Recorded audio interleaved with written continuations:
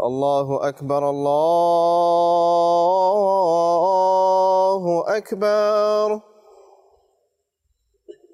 الله أكبر الله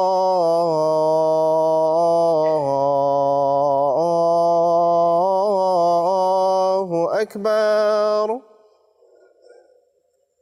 أشهد أن لا إله إلا الله.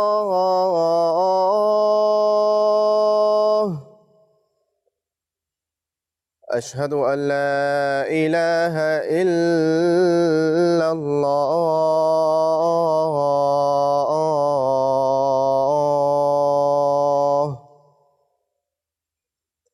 أشهد أن محمدًا رسول الله.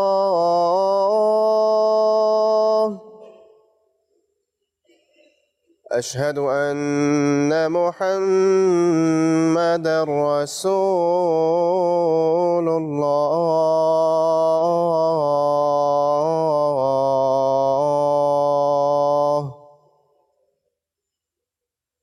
حي على الصلاة.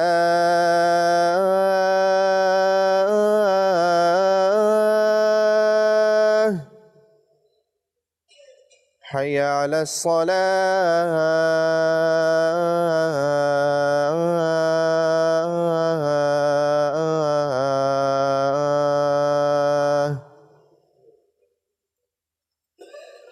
حي على الفلاح.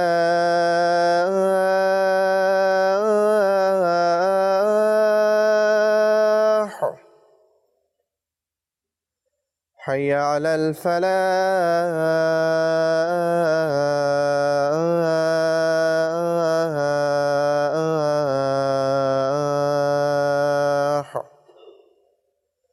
الله أكبر الله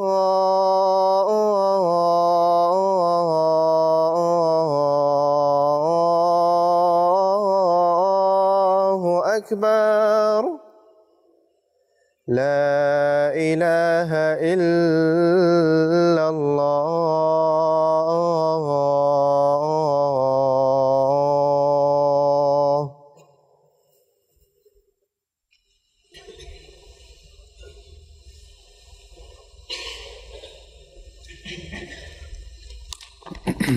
السلام عليكم ورحمة الله.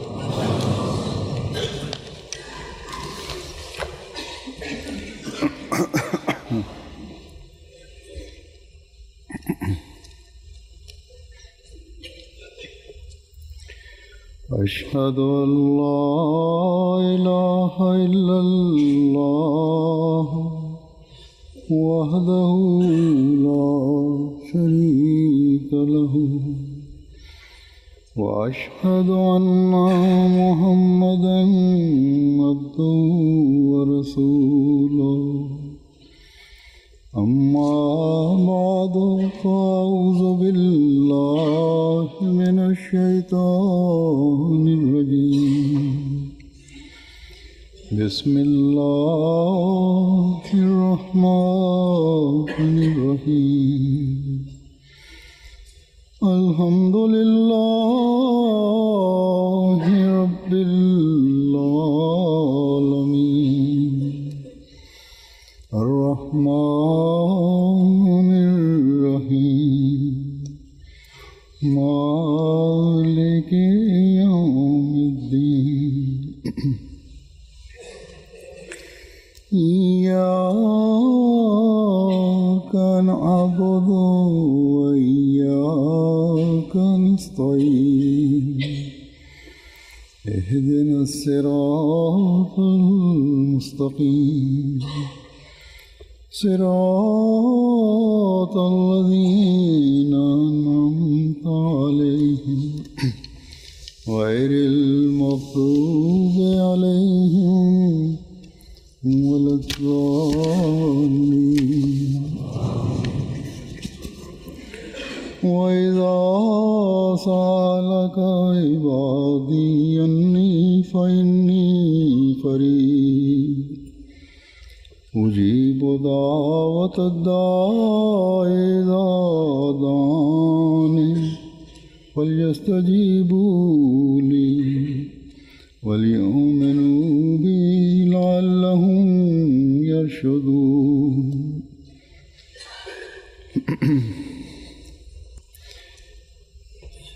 इस आयत का तर्जुमा है Alifa mtukufu ayyadhahullahu ta'ala bin Aslazi anasema kwamba tafsiri ya aya hii ni ifuatayo: na watu wangu watakapokuuliza juu yangu, basi hakika mimi nipo karibu, naitika maombi ya mwombaji anaponiomba, basi waniitikie na waniamini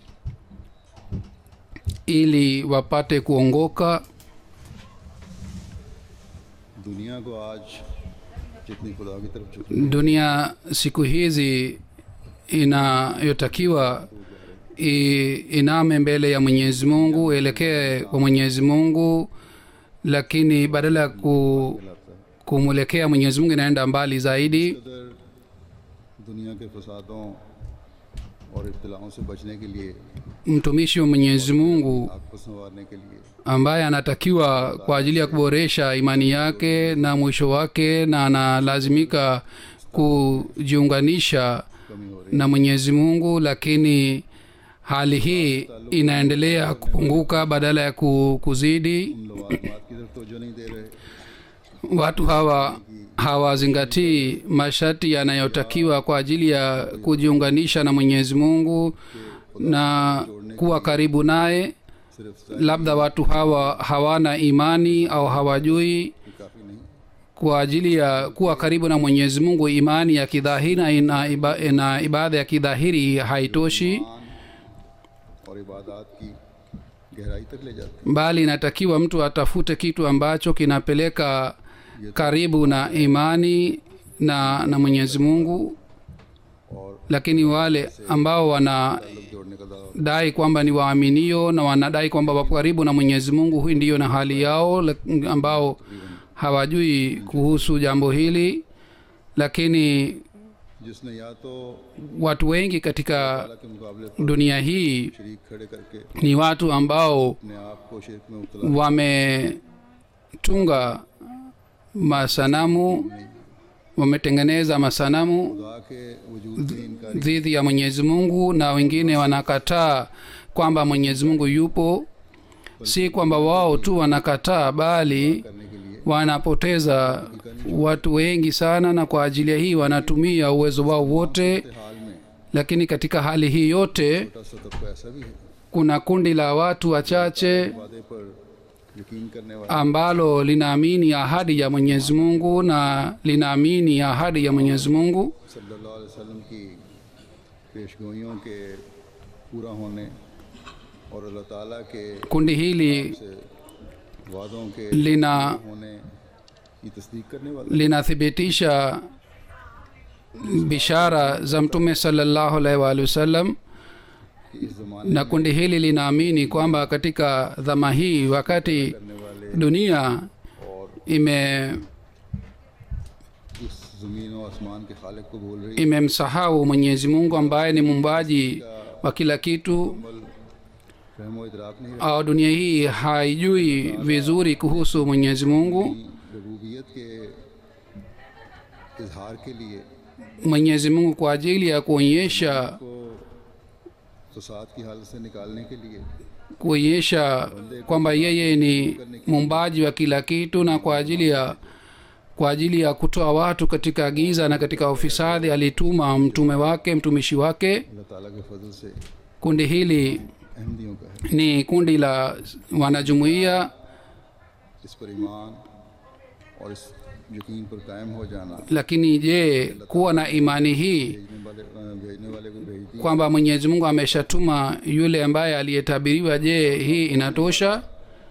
या उसके चंद हवारी ही खालिक व मखलूक का ताल्लुक जोड़ने Na imamu huyu ambaye amekuja na wafuasi wake, wao tu watajitahidi tu kuleta watu karibu na Mwenyezi Mungu. Ikiwa sisi wanajumuiya wana fikira ya aina hii, basi fikira yetu ni karibu na wale ambao wanadai kwamba ni waaminio, na wanadai kwamba wanamwabudu Mwenyezi Mungu, lakini अमल से दूर। lakini अगर हमारे kwa vitendo hawafanyi hivi. Ikiwa sisi hatujichunguzi, अपने खुदा से जिंदा ताल्लुक पैदा करने वाले नहीं ikiwa sisi hatupo karibu na Mwenyezi Mungu, और अपने माहौल को ikiwa sisi इस आने वाले के पैगाम से hatu नाश करवाने वाले नहीं, hatuwafahamishi vizazi vyetu na watu wetu kuhusu huyu mjumbe wa Mwenyezi Mungu, खो दिया। basi sisi pia tumepoteza baada ya kupata, दुनिया की दुश्मनियां भी मोल नहीं और खुदा को भी ना पाया। na sisi tumepata maadui ya watu na hatukupata Mwenyezi Mungu. हज़रत मसीह मौऊद अलैहिस्सलाम की Baada ya kuwa mwanajumuiya na baada ya kuingia katika bayati ya Sayyidina alayhi salatu wassalam, की कोशिश करनी होगी। kuna haja ya kuleta ile roho ndani yetu na asili yetu ambayo inatakiwa ipatikane ndani ya mtumishi wa Mwenyezi Mungu. जो हज़रत सल्लल्लाहु अलैहि वसल्लम Inatakiwa, kuna haja ya kupata ile hali ambayo Mtume sallallahu alaihi wasallam alitaka kuleta ndani yetu. निकल जाने की खबर जब अल्लाह ताला ने हज़रत सल्लल्लाहु अलैहि वसल्लम को दी, Mtume sallallahu alaihi wasallam alipopewa habari hii पैदा हुआ kutoka kwa Mwenyezi Mungu kwamba wao wataacha dini, Mtume sallallahu alaihi wasallam alipata wasiwasi kwa kuona hali ya Mtume sallallahu alaihi wasallam. Mwenyezi Mungu alipokea maombi yake na akasema, wa akharina minhum lamma yalhaqu bihim wa huwa al-azizul hakim. और इनके सिवा एक दूसरे कौम भी है जो अभी तक इनसे मिली नहीं, Kuna watu wengine ambao hawajaungana nao. मत वाला है। Mwenyezi Mungu ni mwenye azma na mwenye hekima. सल्लल्लाहु अलैहि वसल्लम की परेशानी Mwenyezi Mungu kwa kuona wasiwasi ya Mtume sallallahu alaihi wasallam aliondoa wasiwasi yake kwa kusema kwamba kama Mwenyezi Mungu उस जाहिल alituma nabii खुदा इंसान katika watu wajahili na wale watu wakawa marafiki wa Mwenyezi Mungu, वजूद से बेबहरा kama wale watu ambao walikuwa walimsahau Mwenyezi Mungu lakini wakapata ukaribu na रहने के बावजूद Mwenyezi Mungu, na baada ya kupotea watu wale walikuwa फिर उसके जरिए karibu na Mwenyezi Mungu kwa sababu ya Mtume sallallahu alaihi wasallam. Vile vile katika watu wa akharin pia atapatikana mjumbe wa Mwenyezi Mungu हक अदा करने वाले हों। ambaye kwa kumpitia yeye watu watatimiza haki ya ibada yangu. वो Basi ewe Mtume sallallahu alaihi wasallam, ingawa inaonekana kwamba upotevu utapotea, खुदा ने lakini ये फैसला कर रखा है, mwenye इन्हें मोहम्मद सल्लल्लाहु अलैहि hekima Mwenyezi Mungu ameamua kwamba वसल्लम के लिए sasa ni dini ya Mtume sallallahu alaihi wasallam ambayo ni ukovu kwa ajili ya wanadamu wote. Sasa ni dini ya Mtume sallallahu alaihi wasallam ambayo उम्मीदगाह और इलाज है। ambayo ni tiba ya ufisadi na ujahili ya kila kitu. अपनी खूबसूरती दिखाकर दुनिया के दीनों Kwa kuonyesha uzuri wake, dini hii itapata ushindi juu ya dini zingine zote, और उसके मानने वालों ने ही किरदार अदा करना है। na kazi hii watafanya Sayyidina alayhi salatu wasalam na wafuasi wake tu. जो रब्बुल आलमीन है, Mwenyezi Mungu ambaye ni Rabbul Alamin, उसने अशरफुल मखलूक़ात को ज़ाया होने से बचाने के लिए yeye kwa ajili ya खैर उम्मत kuwaokoa watu katika upotevu na kwa ajili ya kuwapatia daraja फरमाया और आइंदा Waislamu kwamba wao ni khari umma. हज़रत सल्लल्लाहु Mwenyezi Mungu alimwambia Mtume sallallahu alaihi wasallam अलैहि वसल्लम के साथ एक आएगा, kwamba atakuja mpenzi wako कायम करेगा दुनिया, ambaye ataimarisha dini yako tena duniani. लेकिन हज़रत सल्लल्लाहु अलैहि वसल्लम के तुफैल से ही Lakini kwa kumpitia Mtume sallallahu alaihi wasallam huyu Masihi aliyeahidiwa atakuja.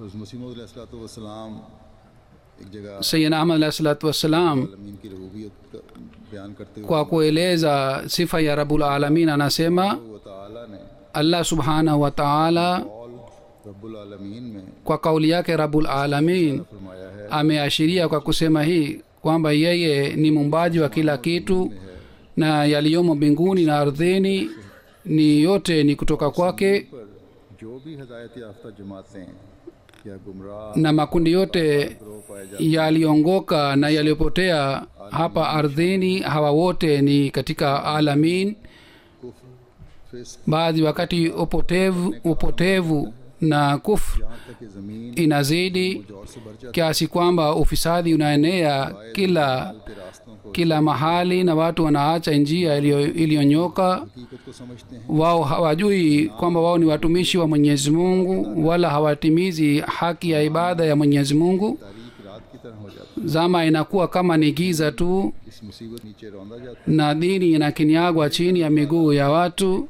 और आलम ले आता है katika hali hii mwenyezi mungu analeta दूसरी ज़मीन से बदल जाता dunia ingine na dunia hii inabadilika na dunia ingine है और लोगों को आरिफ दिल पहचानने वाले दिल na mwenyezi mungu अल्लाह की नेमतों का शुक्र अदा करने anawajalia mioyo बोलने वाली ज़ुबानें inayomtambua mwenyezi mungu अल्लाह ताला के हुजूर एक पामाल रास्ते की तरह बना लेते हैं और खौफ और उम्मीद के साथ उसकी तरफ आते हैं kisha watu wanamwelekea mwenyezi mungu जो हया की वजह से नीची होती हैं na और ऐसे चेहरों के साथ macho yao yanainama chini kwa sababu ya haya उस तरफ मुतवज्जे होते हैं na watu wanamwelekea kwa mwenyezi mungu बंदगी में ऐसी मोहब्बत के साथ जो बुलंदी की चोटी को दस्तक दे रही है na wanakuwa na mapenzi ya hali ya juu ndani ya mioyo yao लोगों की सख्त ज़रूरत होती है जब मामला गुमराही की इंतहा तक watu wa aina hii wanatakiwa sana wakati giza inapoenea और चौपाओं giza inapopatikana na watu wanakuwa kama wanyama इलाही katika hali hii अजली rehema ya mwenyezi mungu के आसमान inataka दूध पैदा किया kwamba जो तारीकी को दूर करे mtu पुलिस ने जो aumbwe ambaye atandoa giza ya kila aina उन्हें मुनहदम कर दे na abomoe mahema ya iblisi एक इमाम नाज़िल होता katika hali hii imamu anakuja kutoka kwa mwenyezi mungu ili asimame dhidi ya makundi ya shetani basi makundi haya ya shetani na ya mwenyezi mungu wanasimama ana kwa ana है की गई हैं lakini बातिल की गर्दनों anayeona ni yule tu ambaye mwenyezi mungu amempatia macho ya kuona की शराब नुमा दलीलें मादूम हो जाती हैं na dalili zote za uongo दुश्मनों पर गालिब inapotea याफ्ता ग्रोह का मददगार रहे na mwenyezi mungu anakuwa msaidizi wa wale और परहेजगार ambao ni waja wake जमात को जिंदा करने वाला होता है यहाँ तक कि लोग समझ लेते हैं कि उसने कुफ्र के सरगनों को कैद कर दिया है na mwenyezi mungu anasaidia kiasi hiki kwamba watu wanakuwa na imani hii kwamba kufru imefungwa jela और इनकी गर्दनों में तोक डाल दिए हैं और उसने बिदात की इमारतों को गिरा दिया na ameangusha के गुंबदों nyumba zote za bid'a ये अजीम इनकलाब जिसको आप mapinduzi haya ambayo sainama alah salatu wassalam ameeleza हज़रत सल्लल्लाहु अलैहि वसल्लम के ज़रिए आ गया kwa kumpitia mtume sallallahu alaihi wasallam mapinduzi haya yalipatikana duniani आर्जी इनकलाब lakini je mapinduzi haya yalikuwa ya muda आलम था जो पैदा हुआ जबकि आ हज़रत wakati mtume sallallahu alaihi wasallam alipokuja सल्लल्लाहु अलैहि वसल्लम तो खातमुल अंबिया mtume sallallahu alaihi wasallam alikuwa khatamun nabiyyin रहने वाला ज़माना na sheria yake ni mpaka siku ya kiyama आपकी उम्मत तो ता क़यामत Um- दयाब रहने umma wake utapata ushindi mpaka siku ya kiyama juu ya dini zingine zote बस जैसा कि मैंने कहा basi kama niliyosema mwenyezi mungu लाभ की जारी रहने के लिए alitoa bishara वसल्लम को खबर दी थी kwamba mapinduzi haya yataendelea kupata ज़माने भी kupatikana na kwa ajili ya hii mwenyezi mungu alimbashiria mtume sallallahu alaihi wasallam फरमाते हैं kisha sainama alah salatu wassalam anasema kwamba अपने कौल रब्बुल आलमीन में ये इशारा फरमाया kisha mwenyezi mungu ameashiria katika neno la rabul alamin kwamba yeye ni muumbaji wa kila kitu na और फिर हम करने वाले yaliyomo mbinguni na ardhini wanamsifu mwenyezi mungu अपनी याद खुदा में महव रहते हैं na कोई चीज़ ऐसी नहीं मगर hakuna kitu ambacho और जब उसका कोई बंदा kinabaki bila kufanya tasbihi ya Mwenyezi Mungu. अपने जज्बात से अलग हो जाता है, Mwanadamu anapovua kanzu ya tamaa yake na anapomwabudu Mwenyezi Mungu na anamtambua Mungu wake आयात से उसकी परवरिश की ambaye amemlea बात में उसकी हमद करता है na anamsifu katika kila hali, कि अपने वजूद के तमाम ज़र्रात से na kwa moyo wake wote anampenda Mwenyezi Mungu. Katika hali hii आलम बन जाता है। anakuwa इसलिए आलम उल आलम alam katika alamin. में हज़रत इब्राहीम अलैहिस्सलाम का नाम उम्मत रखा गया। Katika Qur'ani tukufu Hazrat Ibrahim alayhi salatu wasalam alipewa jina umma kwa sababu ya hii, खातमुन नबीयीन सल्लल्लाहु अलैहि वसल्लम मौजूद किए गए। na katika alamin kuna alam moja ambamo Mtume sallallahu alaihi wasallam alikuja. लोगों पर रहम करके आखिरी ज़माने में मोमिनों के एक दूसरे गिरोह को पैदा करेगा। Vile vile Mwenyezi Mungu katika zama ya mwisho ataleta kundi lingine, ऊला वल आखिरा में इशारा फरमाया है। na Mwenyezi Mungu ameashiria katika aya hii lahul hamdu अहमदों fil ula wal akhirah. का जिक्र फरमाया है। Hapa ameeleza kuhusu zama mbili. Kwa kueleza hizi zama mbili यहाँ नेमतों में शुमार किया है। amesema kwamba इससे पहले zama hizi zote zitapata neema zangu. Mustafa और रसूल मुश्तबा Neema ya, सल्लल्लाहु अलैहि वसल्लम है। ya kwanza ni mtume wetu Muhammad sallallahu alaihi wasallam ambaye ni Ahmad wa kwanza, na Ahmad wa pili ni Sayyidina alayhi salatu wasalam ambaye amepewa jina la Masihi aliyeahidiwa. Kaul अल्हम्दुलिल्लाह Nukta hii nimepata katika aya ya alhamdulillahi rabbil alamin. ये आपकी अरबी किताब है इजाज़ुल मसीह। Hii ni kutoka katika kitabu chake kiitwacho Ijazul Masih. Nimechukua maandiko haya katika kitabu chake hiki. अब्द कामिल की कामिल पैरवी और उससे उसके इश्क व मोहब्बत की इंतहा की वजह से Kwa sababu ya kumpenda Mwenyezi Mungu ख्वाहिशात का शोला उतार फेंकने na kwa sababu ya kuvua kanzu ya tamaa yake, और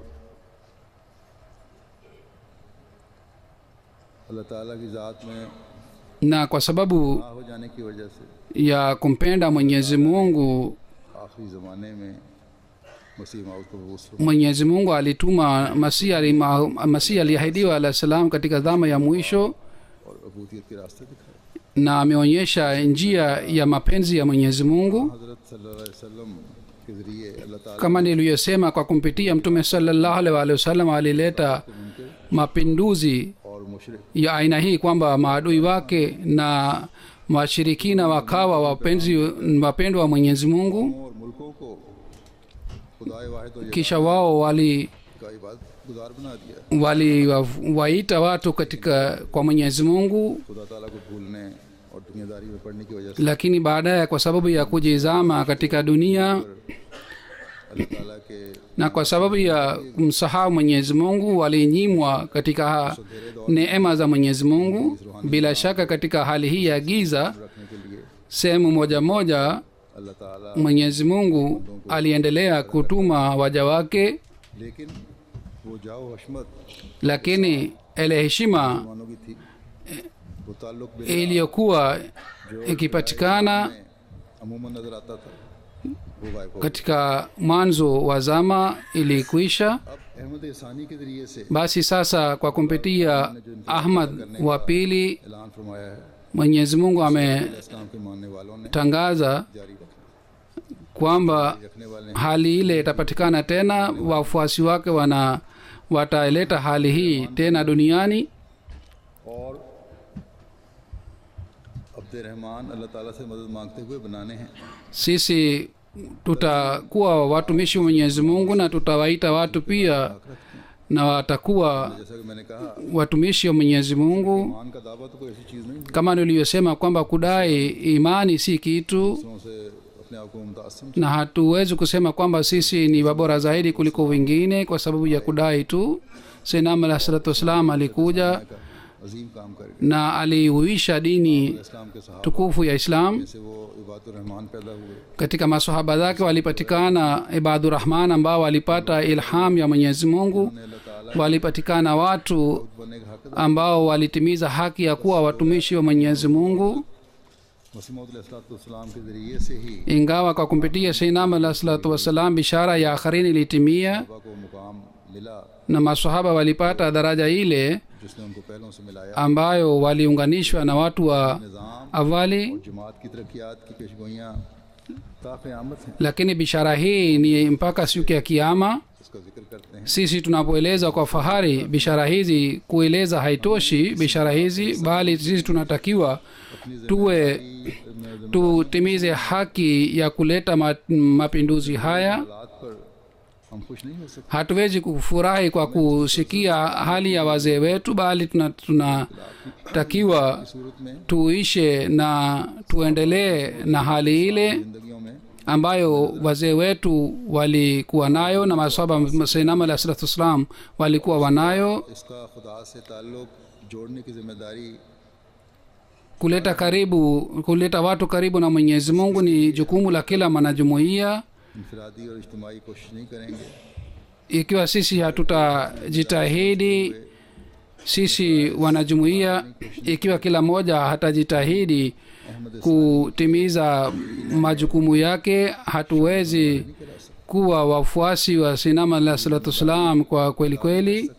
Hatuwezi kutimiza jukumu letu बातों के आला mpaka tuboreshe ibada yetu, अल्लाह ताला के वो इबाद बनने की कोशिश नहीं करते। mpaka hatujitahidi kuwa watumishi wa Mwenyezi Mungu ambao wanaonyesha kwa vitendo vyao kwamba falyastajibu li, तस्वीर बनते हैं। na wanakuwa picha yake halisi. एहसान है कि उसने हमें Ni ihsani ya Allah subhanahu wa ta'ala kwa ajili ya एक और kurekebisha hali yetu. गुजरने का हमें मौका Alitujalia Ramadhan खुदा tukufu tena अल्लाह ताला के अहकामात katika Ramadhan hii kupata ukaribu na Mwenyezi Mungu रास्ते na kupata maendeleo katika imani, njia zake zinapatikana. हम में से खुशकिस्मत होंगे वो लोग Basi watakuwa wenye bahati nzuri wale watakao यानी मेरे बंदे का इस रमज़ान में एजाज़ पाने watakaopata lakabu ya ibadi, yani watumishi wangu katika mwezi mtukufu wa Ramadhan. की कोशिश करने वाले Sisi tunatakiwa tujitahidi अलैहिस्सलाम kwa juhudi yetu yote. Sayyidina alayhi salatu wassalam kwa kueleza umuhimu wa Ramadhan anasema kwamba फरमाया सलात swala inatakasa nafsi ya mtu na saumu inatakasa moyo wa mtu. दिलों को रोशनी बख्शने के लिए Kwa ajili ya kupatia nuru बड़ा आलम ही mioyo yetu, mwezi huu ni muhimu sana. वाला है। Mwezi huu ni mzuri. आती है तो कोई नहीं, Kwa sababu gani? महीने हैं 29 या 30 दिन के, ये महीना भी है। Mwezi huu महीना इसलिए ni उम्दा महीना है, mzuri इसमें दो kwa sababu ya hii kwamba ibada mbili इकट्ठा किया खुदा ताला ने और Mwenyezi Mungu amekusanya katika mwezi huu na amewapatia nafasi waja wake kwamba wafanye ibada hizi zote mbili. आप फरमाते हैं Anasema Sayyidina alayhi salatu wassalam, तज़किया नफ्स से मुराद ये है kutakasa nafsi maana yake ni kwamba बोध हासिल हो जाए, anaenda mbali katika nafsi yake mbaya, और तजल्ली कल्ब से मुराद ये na kutakasa nafsi maana yake ni kwamba mlango wa kashf na ruya inafunguliwa kwa ajili yake. जिसे हमें हासिल करने की कोशिश करनी चाहिए। Hili ni kusudio letu, tunatakiwa tujitahidi kwa ajili ya kupata kusudio hili. Ibada mbili zimekusanyika katika Ramadhan, ni swala na saumu. अपनी नमाजों की भी Katika Ramadhan खास हालत बनाने की ज़रूरत kuna haja ya kuboresha sana swala zetu. की हासिल हो, Kwa sababu ya hii जो नफ्स की बुराइयों और शहवात से इतना दूर कर दे imani aina hii ipatikane kwamba इन्नी करीब की आवाज़ सुन सकें। kwamba tusikie sauti ya ini karib. हमारे रोज़े Swala zetu na saumu yetu महीने तक ही मौजूद रहने के जोश में ना हो, isiwe katika Ramadhan tu, नीयत से हों bali जो तब्दीली iwe kwa nia hii kwamba mabadiliko yatakayopatikana ndani yetu yataendelea अल्लाह ताला kwa milele, हमेशा लबैक कहने वाला रहना, na tutaitikia kila wakati amri zote za Mwenyezi Mungu, सैकल करना। na tutaboresha imani zetu kila wakati. ये सब कुछ ये सोच कर करना है tunatakiwa tufanye hii yote kwa kufikiria hii ni kwamba कि बंदे बने ukovu wetu ni katika hii kwamba tuwe watumishi wa Mwenyezi Mungu, na vile vile हम खुद अंधेरों में होंगे ukovu wa dunia pia क्या रास्ता दिखा inatuhusu sisi.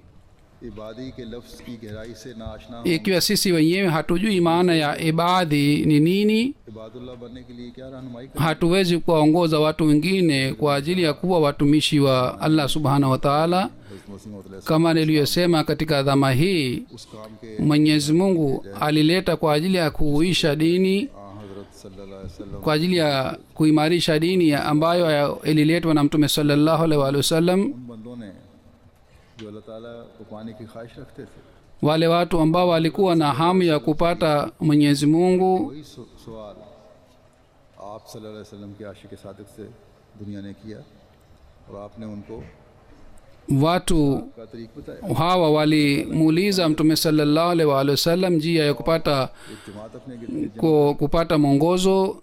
Swali lile lile lilimuulizwa Sinam alayhi salatu wassalam, जमात से आज दुनिया का na swali hili watu wanauliza jumuiya ya waaminio मोमिनी kwamba namna gani watapata mwongozo.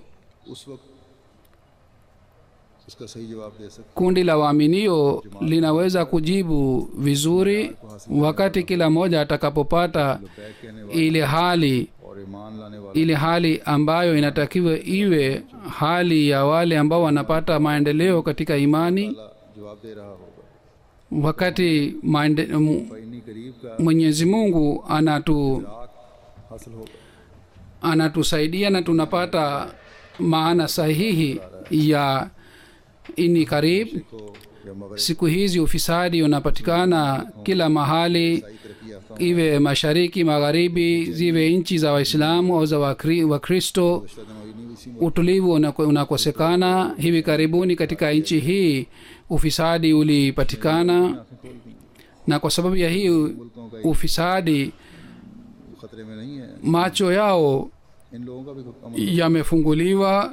Amani ya का एक ही इलाज है watu hawa pia अल्लाह ताला ipo hatarini. Dawa yake ni moja tu, kwamba tujitahidi ili watu hawa wawe watumishi wa Mwenyezi Mungu. कोई ताकत नहीं है Lakini namna gani? Sisi hatuna nguvu, wala si kwa sababu ya nguvu ya dunia tunaweza kumtambulisha Mwenyezi Mungu. की तरीका Kwa ajili ya kuboresha hali ya dunia ni njia moja tu ambayo Imamu wa zama hii ametuambia इस अमन का पैगाम पहुंचाओ वहाँ kwamba दुआओं से अल्लाह ताला की मदद की चाहो pelekeni ujumbe wa amani na fanyeni maombi sana. जहाँ कोशिशें करो Ikiwa mnajitahidi कोशिशों से ज़्यादा निहार करो na katika hali hii mutegemee maombi yenu, कि अल्लाह ताला की मदद kama niliyosema kwamba msaada wa Mwenyezi Mungu na kupokelewa kwa maombi अल्लाह ताला wanapata hali wale tu ambao wanatimiza पर अपने ईमान amri zote za Mwenyezi Mungu na wanaboresha imani yao. हज़रत मसीह मौद अलैहिस्सलाम ने हमें बताए हैं Kupokelewa kwa maombi njia zake Sayyidina alayhi salatu wasallam ametuambia, na soma maandiko yake जिन पर लबैक कह kuna mambo gani ambayo kwa kufuata na kwa kutii दुआओं के सुनने yale mambo कहलवा कर अल्लाह ताला Mwenyezi Mungu anapokea जवाब देने का फरमा maombi na anasema kwamba anajibu. ईमान है Kuna imani ya aina gani ambayo inaongoza katika njia iliyonyoka को मजबूत करते हैं na inaboresha uhusiano wa mtumishi wake na Mwenyezi Mungu. इस्लाम ने बयान फरमाई Sharti moja ambayo Sinam alayhi salatu wasallam ameeleza ni hii kwamba पर चलने वाला इंसान afuate njia ya uchamungu, का खौफ और खशियत हर वक्त उसके सामने रहे kila wakati azingatie hofu ya Mwenyezi Mungu, सामने रहे kila wakati अल्लाह ताला ajue na azingatie kwamba Mwenyezi Mungu ananiona, मेरा हर हरकत व सुकून kila kitendo changu ni mbele yake. मेरा कोई अमल ऐसा नहीं होना चाहिए Sitakiwi nifanye kitendo chochote cha kumkasirisha Mwenyezi Mungu. जिस्मानी आज़ा भी खुदा ताला के हुक्मों के मुताबिक Viungo wa mwili pia vifuate amri zote za Mwenyezi Mungu, na hulka zote ताल्लुक भी pia खुदा ताला के हुक्मों के मुताबिक हो। na kuwatendea watu pia iwe sawa na amri ya Mwenyezi Mungu, na hii ndiyo ni uchamungu haswa. कान नाक जुबान हाथ पाँव सब Viungo vya कर रहे हों mwanadamu vifanye vitendo ambavyo Mwenyezi Mungu anavipenda, और ये उस वक्त हो सकता है na hii hali inaweza kupatikana wakati वजूद पर कामिल यकीन mtu anakuwa na imani kamili juu ya Mwenyezi Mungu. कामिल यकीन पैदा करो। Sayyidina Ali salatu wasalam amesema nyinyi muwe na imani kamili juu ya Mwenyezi Mungu, na ameeleza की कबूलियत के लिए jambo hili moja kwamba kwa ajili ya kupokelewa maombi यकीन जरूरी है। ni muhimu kwamba mtu awe na yakini kamili juu ya Mwenyezi Mungu, kisha awe na yakini kwamba Mwenyezi Mungu yupo, ये ज़मीन व आसमान na mbingu na ardhi na kila kitu बनाते हैं और हर वो चीज़ na जिसका हमें इल्म है ये vitu vyote ambavyo tunavijua au hatuvijui, खुदा है muumbaji wake ni Mwenyezi Mungu tu. और सिर्फ पैदा करने वाला ही नहीं, Si kwamba ameumba tu, bali ana kudra juu ya kila kitu. ताकतों और कुदरतों का सरचश्मा भी है। Yeye ni chemchem ya kila kudra na kila kitu. कि जिस चीज़ को पैदा किया उसको फना भी कर सके, Yeye ana uwezo जिस चीज़ को wa कर दे kuumba na kufisha. वो जिंदगी देने वाला भी है और मौत देने वाला Yeye anapatia hai जिंदा करने वाला है na kifo pia. और दुआओं के जरिए से वो ऐसा इनकलाब पैदा करने वाला है Yeye जो analeta mapinduzi kwa kupitia maombi kiasi cha aina hii kwamba inaweza kupatia roho mpya katika wafu. और तब ये ईमान होगा कि वो सब कुदरत रखता है। Ikiwa mtu anakuwa na imani kamili kwamba Mwenyezi Mungu anapokea maombi yetu, katika hali hii Mwenyezi Mungu anapokea maombi कि उन दुआओं को सुनकर कबूल करता है जिसे वो बेहतर समझता ambayo Mwenyezi Mungu anaona kwamba ni maombi है। ये भी लाजमी yanafaa kupokelewa. दिक्कत हो जब दुआ की जाए तो Kisha dua inapofanywa अल्फाज दोहराकर, asifanye kwa maneno tu, बल्कि एक रिक्कत bali anatakiwa awe na जाए और आंखों से आंसू रो hali ya aina yake, na machozi yatoke katika macho yake. ताला ही वो आखिरी सहारा है। Machozi yatoke kwa sababu ya hii tuanga kwamba tegemeo lake ni Mwenyezi Mungu tu, जारी हो जाए na awe na istirar moyoni mwake kwamba Mwenyezi Mungu ni tegemeo la mwisho. Tegemeo hili likikwisha, basi dunia yangu itakwisha. Sinama alayhi salatu wasallam amesema inatakiwa hali hii ipatikane wakati wa kufanya maombi. कबूलियत की आजिज़ी है। Kisha kwa kupokelewa kwa maombi kuna sharti ingine, ni unyenyekevu. Unyenyekevu ni kitu ambacho kinaleta karibu na Mwenyezi Mungu. Sayyidina Ali sallallahu alaihi wasallam anasema, bartar bano har ek se apne khayal mein shayad ke isse dakhil ho darul wisal mein, yani nyinyi mjione kwamba nyinyi wabaya kuliko wengine, labda mtaingia peponi. Yani mtakapokuwa na unyenyekevu ya hali ya juu, समझोगे mtakapoona kwamba nyinyi mko chini कब्र से na mtasafisha nafsi zenu katika kibri ya kila aina, ndipo पैदा होने का mtakuwa ताल्लुक का इम्कान पैदा हो। mtakuwa na nafasi ya kupata कब्र का खुदा ताला ukaribu na Allah subhanahu wa ta'ala. से कुर्ब का कोई इम्कान नहीं है Ikiwa mtu anakuwa na kibri, basi hawezi kupata ukaribu na Mwenyezi Mungu. और कुर्ब मैसर नहीं Ikiwa mtu hana तो फिर दुआओं की कबूलियत। hayupo karibu na Mwenyezi Mungu, basi katika hali hii maombi pia hayapokelewi. अलैहिस्सलाम एक जगह फरमाते Sayyidina Ali salatu wasallam anasema sehemu moja, दुआ आजिज़ी इस्तराब dua कस्तबिली से भरी हुई हो ambayo inakuwa na unyenyekevu ndani yake inavuta fadhila za Mwenyezi Mungu na inakubaliwa moja kwa moja. ये भी खुदा ताला के Lakini के बगैर mushkil ni kwamba hali hii pia haiwezi kupatikana bila fadhila za Mwenyezi Mungu. हंसते भी दुआ ही की ज़रूरत है। Kwa ajili ya kufanya maombi maalum, kuna haja ya kufanya maombi, yani mtu aendelee kufanya maombi kwamba Mwenyezi Mungu anijalie kwamba nifanye maombi yanayopokelewa.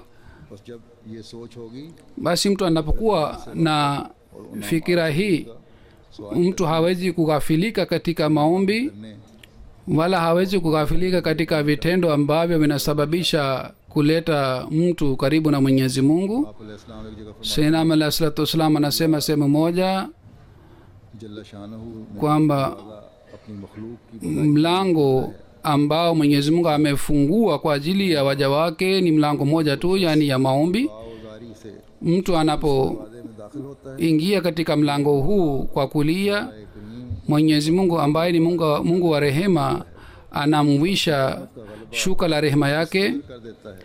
na anampatia mapenzi yake kiasi hiki kwamba anakuwa mbali sana katika maovu ya kila aina na vitendo katika vitendo vibaya.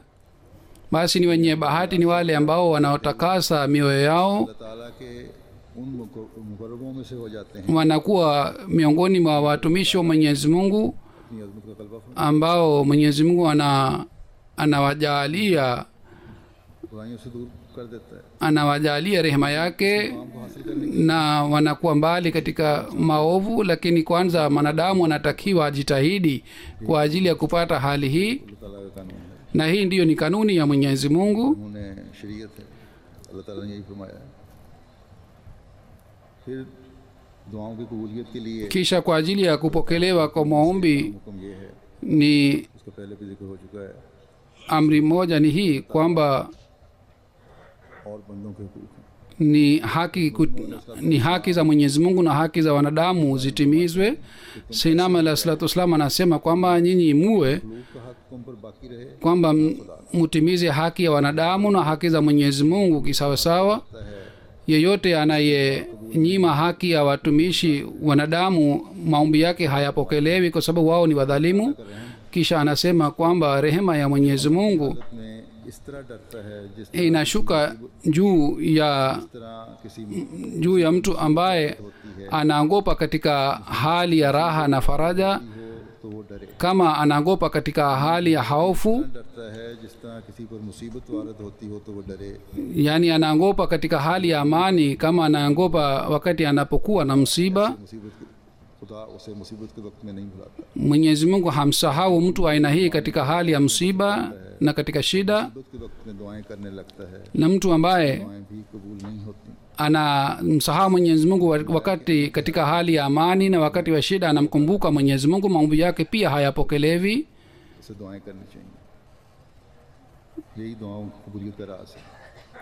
अल्लाह ताला ने जो कहा है ना, मेरी बात मानो, Mwenyezi Mungu aliposema kwamba niamini, hii मांगते रहो, सिर्फ रमज़ान के महीने में नहीं। ni hali yake kwamba kila wakati endeleeni kuamini Mwenyezi Mungu, si katika Ramadhan tu au si katika shida tu, bali katika kila amani na katika हालात में भी usalama na katika hali ya kawaida. फिर आप फरमाते हैं Endeleeni kuinama mbele ya Mwenyezi Mungu. Kisha anasema kwa ajili ya kupokelewa maombi ni muhimu kwamba mtu alete mabadiliko mazuri ndani yake.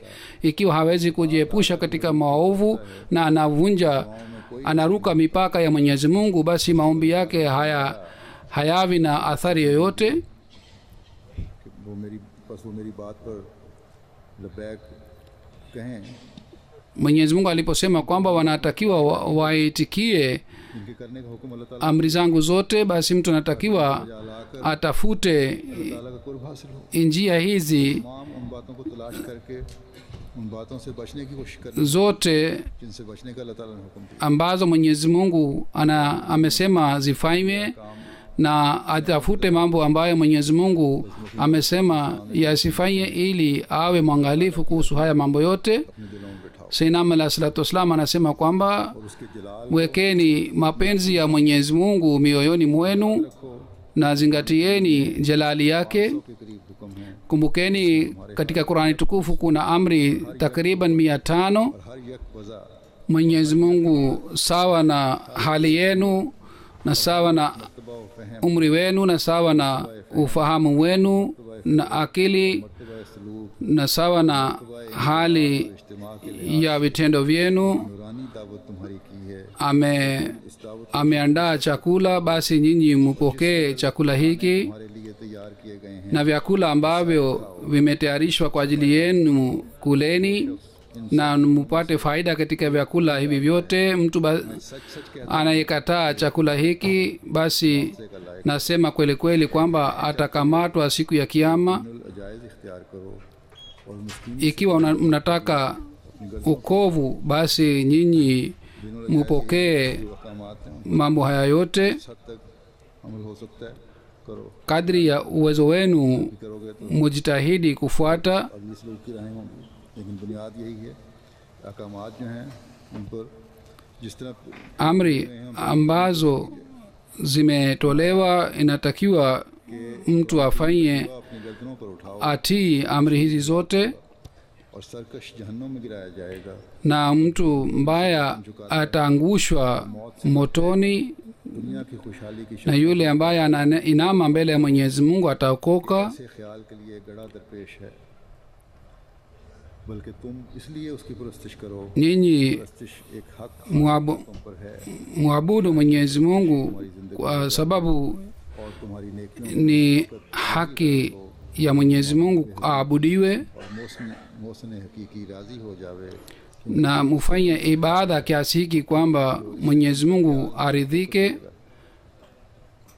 अल्लाह करे कि इस रमज़ान में हम इस नुक्ते को भी समझते Mwenyezi Mungu atujalie हैं, राजी करने tuelewe nukta hii na tuweze kumridhisha Mwenyezi Mungu katika Ramadhani hii. बस रमज़ान के साथ Pamoja na Ramadhan, दुआओं की कबूलियत kupokelewa kwa maombi na kufuata amri zote za Mwenyezi Mungu na kuboresha imani, के हसूल को जोड़कर जो अल्लाह ताला ने हमारी इस तरफ तवज्जो मबूल करवाई है कि मैं तो अपने बंदों Mwenyezi Mungu ametukumbusha kuhusu mambo haya yote, सायब और अजाब से बचाने के लिए हर वक्त तैयार हूँ। na anasema yuko tayari करना होगा kutuokoa katika adhabu, lakini wanadamu wanatakiwa watimize haki zao. या ख़ास बंदों की तरफ मंसूब करके तुम्हें भी उन बातों के बजा लाने की कोशिश करनी होगी, उस तालीम पर अमल करना होगा। Nyinyi mnalazimika बंदे खुदा ताला की kufuata रूह के लिए लाए हैं या लाते हैं। amri zote ambazo zimeletwa Rahman की kwa ajili ya watumishi wake, Rahman की वजह से ili kwa sababu ya Ibadur Rahman hii hawa dunia iwe mahala नज़ारे नजर आए। pa usalama na amani na pepo ionekane hapa duniani. ज़माने के Basi sisi tunapodai kwamba imani yetu ni imara sana, मखलूक खुदा से हमदर्दी का अहम फरीज़ा जो इलाही जमातों के सुपुर्द किया जाता है, हमसे इस बात का तकाजा करता है inatudai kwamba अल्लाह ताला के खालिस बंदों में शामिल हों। tuwe miongoni mwa watumishi wa Mwenyezi Mungu, tuwe दुआएं खुदा ताला कबूल फरमाए, pamoja na wale ambao Mwenyezi Mungu anapokea maombi yao, जो अपनी हालतों में tuwe पैदा करते हैं, pamoja na wale watu ambao wanaleta mapinduzi ndani yao, जो मखलूक की हमदर्दी की वजह से tuwe बुराइयों pamoja na wale watu ambao बचाने की कोशिश करने वाले। wanajitahidi kuwaokoa watu बस ये Ramzan katika ghadhabu ya Mwenyezi Mungu. Ramadhan hii inakuja kwa ajili ya kutukumbusha mazoezi haya मजबूती और जिला पैदा करने के लिए आया है। na kwa ajili ya kuboresha imani. Ramadhan hii imekuja, sisi tutakuwa wenye bahati nzuri ikiwa sisi tunapata faida kisawasawa. Mwenyezi Mungu atuwezeshe दुनिया को आज na atujalie tuweze kupata faida भाई के गड्ढे में गिरने से बचाने के लिए kwa ajili ya kuokoa dunia siku hizi. नहीं, जैसा मैंने कहा, Hakuna haja ya silaha ya dunia, एक हथियार की ज़रूरत bali ni है, दुआ का हथियार। haja ya silaha moja tu ambayo ni silaha ya maombi. ये अपनी नस्लों के Katika Ramadhani hii, दुआएं करें, ikiwa mnafanya maombi kwa ajili yenu na kwa ajili ya vizazi vyenu, बचाने के लिए भी दुआएं करें। fanyeni maombi kwa ajili ya kuokoa dunia hii katika maangamizo. Sayyidina alayhi salatu wasallam anasema बड़ी खुशकिस्मती है ni bahati nzuri ya Waislamu ambao Mwenyezi Mungu anapokea maombi yao. सिर्फ अहमतियों को ही है। तो जब हमारा खुदा दुआओं को सुनने वाला है, Wakati Mwenyezi Mungu anapokea maombi yetu, basi haina haja ya kukata tamaa. Bila shaka sisi hatukati tamaa na tuna yakini na imani hii kwamba जो mambo yote yatatimia इस्लाम ने बताई हैं, ambayo Sayyidina alayhi salatu wasallam इंशाल्लाह आएंगे। amesema kwa ajili ya maendeleo ya jumuiya. हज़रत सल्लल्लाहु अलैहि वसल्लम का झंडा दुनिया पर लहराए, Na siku itafika wakati bendera ya Mtume sallallahu alaihi wasallam itapepea duniani, जो रुश्द और हदायत पाने वाले लोग हैं। फिर मैं याद दहानी करवाता हूँ, tena nawakumbusha कभी ना भूलें, msisahau dua hii. हमें अपने उन बंदों में शामिल Mwenyezi Mungu atuingize pamoja na wale watu ambao wameongoka na ni watumishi wake. सबके इस रमज़ान के Mwenyezi Mungu atujalie na tuwezeshe kila mmoja wetu apate baraka katika ramadhan hii. फिर मैं कुछ नमाज जुमा के बाद Leo tena swala ya Ijumaa. Baada ya swala ya Ijumaa nitaswalisha jeneza ya kwanza ni bana subedar Raja Muhammad Mirza Khan Saheb, mwenyeji wa Rabwa, 4 अगस्त ambaye alifariki tarehe 4 ya mwezi wa Agosti. Inna lillahi wa inna ilaihi rajiun. Umri wake ulikuwa miaka 90.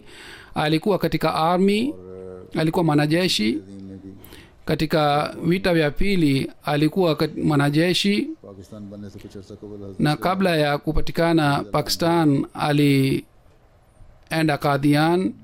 फिर कादियान आ गए, वहाँ रहे, Alikaa kule ऊपर से फैज पा na alipata baraka kutoka katika halifa mtukufu wa pili. तौफीक मिली। Katika Furqan battalion pia alijitolea. Mwaka 53 काम अंजाम देने की alifanya kazi muhimu sana katika jumuiya. Alikuwa msaliaji wa tahajjud na swala, na alikuwa akisoma Qur'an tukufu. तनात से और मुतवक्किल इंसान Alikuwa akimtegemea Mwenyezi Mungu sana, अल्लाह का भी na alikuwa akipenda sana mahubiri, खिलाफत से ज़्यादा ताल्लुक, na alikuwa akipenda sana uhalifa. हर प्रोग्राम को जो भी होता था बड़े गौर से देख Program vipindi vyote halifa alikuwa akiangalia vizuri, na alikuwa akijaribu kukumbuka pia vipindi hivi. Alikuwa musi, 3 बेटियां और 2 बेटे, ana mabinti watatu na या मैं Ahmadiyya watoto wa kiume ni wawili. Mtoto wake moja Raja Munir Ahmad ni principal katika Jamia Ahmadiyya, जो सकते हैं जर्मनी के, na mtoto mwingine ni secretary wa Mure Kharja katika Germany. Mwenyezi Mungu aiweke roho ya marehemu mahala pema. Amina Jeneza ya pili ni Amina Begum Saheba, बेगम साहब, mke wa Sheikh Nazir Ahmad Saheb, Darur Rahmat Rabwa. ये भी 7 अगस्त Yeye alifariki tarehe 7 wa Agosti. Inna lillahi wa inna ilaihi rajiun. और ये रबा के इब्तदाई मकीनों में से थी, Alikuwa कादियान से हिजरत करके आए थे, katika wale जदीन का waliohamia kutoka Qadian इब्तदाई खातून थी, katika mwanzo. खिलाफत से वफा और इश्क का ताल्लुक था। Alikuwa akipenda sana और 50 साल से ज़्यादा khilafat, शोबों में खिदमत की तौफीक na miaka 50 aliwahi kuitumikia jumuiya katika idara mbalimbali katika mtaa wake, भी हासिल की। na alipata zawadi pia. तरबियत, तालीम और तरबियत अपने अलावा बच्चों की थी, जो उसके अलावा मोहल्ले की Alikuwa akiwapatia malezi watoto wake na vile vile watoto wa mtaa wake.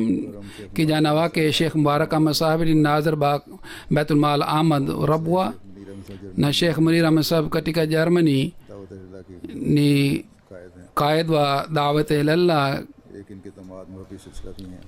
Marehemu alikuwa akiwatendea vizuri majirani yake.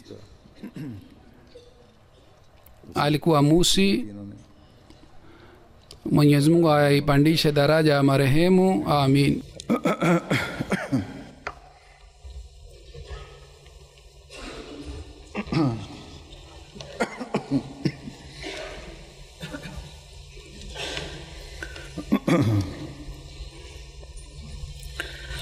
الحمد لله نحمده ونستعينه ونستغفره ونؤمن به ونتوكل عليه ونعوذ بالله من شرور أنفسنا ومن سيئات أعمالنا من يهده الله فلا مضل له ومن يضلل فلا هادي له ونشهد أن لا إله إلا الله ونشهد أن محمدا عبده ورسوله عباد الله رحمكم الله إن الله يأمر